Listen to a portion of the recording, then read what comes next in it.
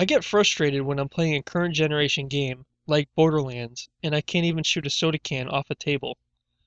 A lot of games neglect to add interactivity, even though it's extremely important when creating realistic environments. These frustrations were reflected in my design of this map. The real Parthenon is thousands of years old and in a rather deteriorated state.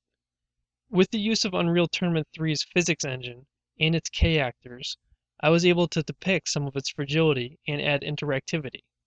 I first looked to add interactivity to one of the critical components of the map, the pillars. The pillars play a major role in providing the player cover. I took this to the next level by making some pillars dynamic. Parts of pillars can be knocked around by gunfire, which adds some realism, but more importantly, it enhances gameplay by creating cover that players can interact with. During a firefight, the parts of pillars get knocked about and even roll down the outer hills. This creates a dynamically changing battlefield, keeps the player moving, and all in all makes fighting more interesting. Not all of the pillars can be knocked over, since it would be silly to allow the player to knock the entire Parthenon down and destroy the entire flow of the map. The second step was to create other objects that would break and fall when shot. This helped portray the fragility of the Parthenon and also add some realism.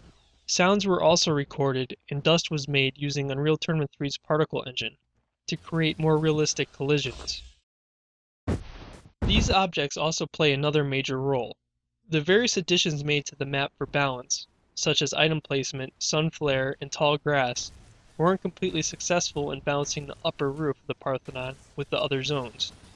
Players up there had the higher ground and were difficult to see from below, which gave them a sort of unfair advantage. So once again I looked to the environment to create balance. By using Unreal Tournament 3's scripting language, Kismet, I made it so players walking across the top of the Parthenon would randomly knock pieces of it off. Also, dust will randomly fall from where the player is walking. This gives the player's position away at random times and helps balance the upper area with the areas below.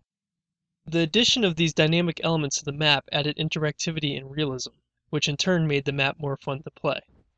In the future, I would like to see more multiplayer maps have these types of interactions. And this concludes my demo reel. Thanks for watching.